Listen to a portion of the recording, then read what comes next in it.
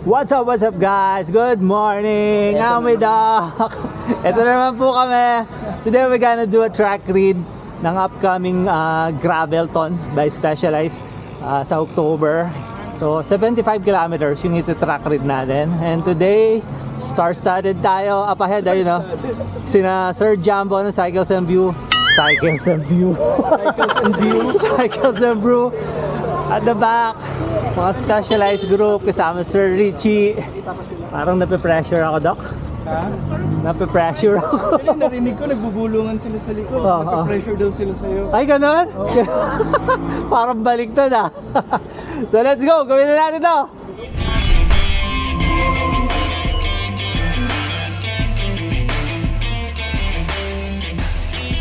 So we are inside Mimosa, dito mag-start yung race. So syempre dito rin tayo mag-start para talagang feel na natin. So basta tayong Mimosa, yung route very familiar. Na-bike na natin siya before. So dadaan tayong SCTX, tapos dun sa trail doon, ilalim ng Orange Bridge. Tapos I think makakarating pa tayong sa Cobia Bridge. Tapos bababa tayo dun sa mahabang lusong. And then yun, hindi ko na alam, buti na lang kasama natin Sir Jumbo, di tayo maliligaw. Ito na yung trail sa SCTX. Turn left na tayo rito. So di ba? Sabi ko sa inyo, alam na natin to eh. Very familiar route. Ayun yung Orange Bridge, dadaan tayo sa ilalim yan. And of course, alam natin yung trail dito. Medyo lahar siya. Compact na sana. Dahil nagulan, sana compact. So far so good. Very compact yung daan dahil nga nag-uulan this past few days. Tapos konting mga water pools lang. Ayan o. Diba? Di tayo masyado madudumihan. Ito, medyo yung nadaanan namin kanina sobrang lambot na. Sumasayaw na naman yung mga bike namin. Uy, ang lambot. Uy. Woo! Orange Bridge. First river crossing. Uy, malakas-lakas yung tubig, Doc. Dahan-dahan tayo. Malakas yung tubig. Dahan-dahan. Tapos doon tayo banda. Sana hindi tayo matumba. Nice adventure! After that river crossing, dadaan tayo dun sa man-made lake. Man-made lake, hindi lake. There's the lake. Hi. Hi. Talagang tinataas pa yung ulo. So labas natin dito dun sa Barangay Kalumpang. Wow, di pala tayo tatagos ng Barangay Kalumpang. So nag-right turn tayo, trail dito. Parang first time kong mag-bike sa trail park dito. Hindi ako familiar sa route na to. Kalabaw. Easy Kalabaw. Easy Kalabaw. Medyo may ahon dito na trail. Ahon na trail. Okay. Let's go. Ay. So, meron tayong climb na very gnarly yung trail. Ingat. Lalaki ng bato. Tapos yung pinagdaanan ng tubig, nahukay yung lupa. Medyo malalalim yung hukay. Pero okay naman. Kayang-kaya pa. Parang ano lang. You have to be very careful sa kayo dadaan. Like this one. Ano, kaya-kayan! Mataas lang, hindi lang gano'n mataas lang. Baba dati dyan eh, dami tumigil. Tingnan muna after that gnarly climb. Merong view maganda rito, men. Here. Ayan o. Damn, look at that view, men. Woo, ganda.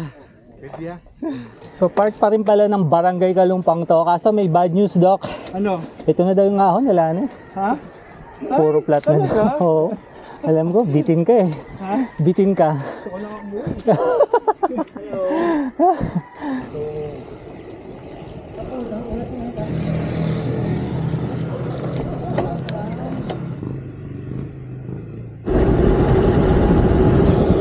So ito na yung daan palabas ng Grotto sa Bamban. Anbal Bridge up ahead. Woohoo! Ito, alam na rin natin to. Magkain tayo ng dadaan na parang private na bahay dito. Ito. Dahan-dahan. May konting lusong dito.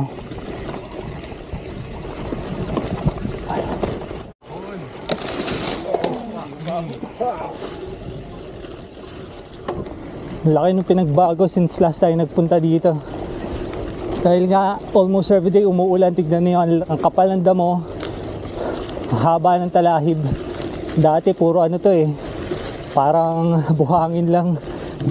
During the Ultra Gravel Challenge, nung nag 160 kilometers kami, this section, ito yung grabing lahar section. Buti na lang very compact na siya ngayon. Hindi maalikabok, hindi malambot yung daan. Barangay Culubasa. Memorize na rin natin to. Meron tayong papasukin trail dito, left side. But for now, dire-diretso lang to. Turn left. Uy, wala yung kalabaw. Meron kaming tanda dito yung kalabaw kaso wala siya ngayon. So yung trail dito, it's very compact. Meron lang talaga siyang portion na yan, rocky. Pero hindi naman malaki yung bato. Pero bandang dun sa may looban ng tubuhan, tingnan natin kung matubig. Kasi nag-uulad nga eh. So far, walang tubig. Very good. Higit na tayo ng tubuhan, no? Break muna sa Sari-Sari store bago tayo mag-trail. Sabi ni Sir Jumbo, after this trail na tayo. Refill tayo muna. Right, back on the road! It's a long story. Kanina ka pa back on the road. Ito na yung trail. Boink boink. Kanina ka pa back on the road. Hindi pa tayo nagsisimula. Back on the road ka na, diba? Pinangaunahan ko na eh. Back on the road. Here's the trail. Bagong trail din to, Doc. Ngayon lang tayo napunta rito. Yan. Gilid ng What's that? SCTX? yung gasolinahan na ano eh. Oo nga, no? Oo nga. Yeah. SCTX, no? I think napunta na tayo dito. Sumobra.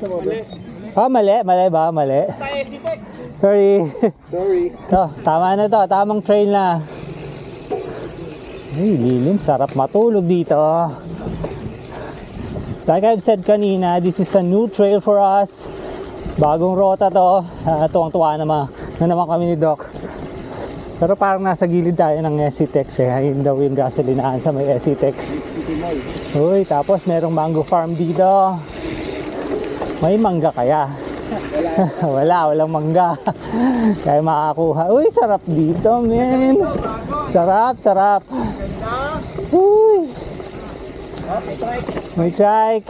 Yan, we're approaching the SCTX. Tapos daan tayo sa overpass niya. Oo. This is the same overpass na dinaanan natin nung overland. Yun nga lang, galing tayo sa kabila. Yung overland, doon galing.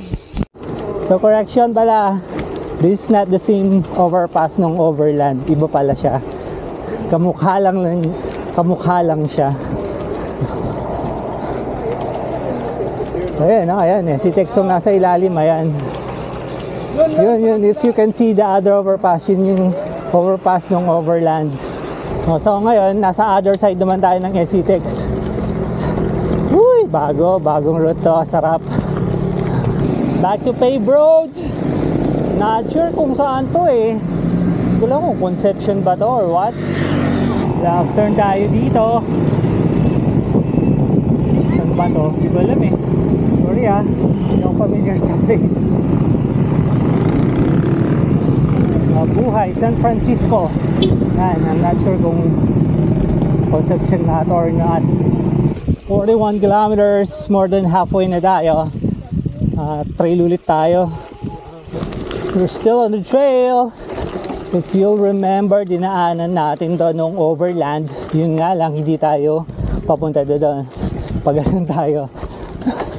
So we're doing the reverse nung overland. We're going back, medyo naligaw tayo. Okay lang yan. Part of the adventure. Somewhere out there dapat meron tayong nilikuan. Pabalik lang naman tayo, konting-konti lang naman. Hindi naman tayo masyadong nalayo. So ito dapat nag-turn tayo dito kanina. Doon tayo galing ngayon, dun sa may gate. Dito, yan. Woo! Woo! Oh my God, it's very soft. So pumasok tayo sa parang private na mango farm. Ayan, ang daming mangga. Do you have any idea kung ano to? Kung anong itatanim dito? Lagi ako nakakita ng ganyan eh, yung cover nila ng plastic, yung topsoil. Pero hindi ko alam kung ano yung tatanim nila. Tsaka ano yung purpose ng plastic na yan. Under the bridge, diretso pa. Trail pa rin tayo. So siguro mga 28 kilometers na lang. Tapos na yung ride natin. Kumukulimlim. Nalulungkot si Doc dahil makulimlim. Ayaw niya yung ganyan. Gusto niya yung sobrang init na init. Ayan, yan. Pinagbibigyan ka na Doc. Umiinit na ulit. Woo! Yes! This is what we love! Yeah! More! The best na tayong dumaan dito. Above us is the T-Plex. Left tayo dito. Doon tayo lagi. Oy, of course ata tayo. Dapat sa ibabaw. Oo, sa ibabaw ata tayo. Bak? Ito, dapat dito tayo. Hindi tayo dapat dadaan dun sa parang tunnel. Dito tayo sa may trail. So, pabalik na tayo. Nasa Bamban na tayo. Dito tayo galing kanina eh. So, binalikan natin. Let's see kung lalabas tayo dun sa Isle of Bamban. I think dun tayo lalabas eh. Woo! Ito na, labas na tayo. I love Bamban. On our left is the Bamban Bridge. Tawid tayo, tawid. Pasok tayo si Vera. Tapos dun sa trail sa gilid, alam nyo na yun. Basta na tayo nag-bike doon. So siguro more or less 10 kilometers. And we're done. Guys, here's the trail. Sa gilid na si Vera.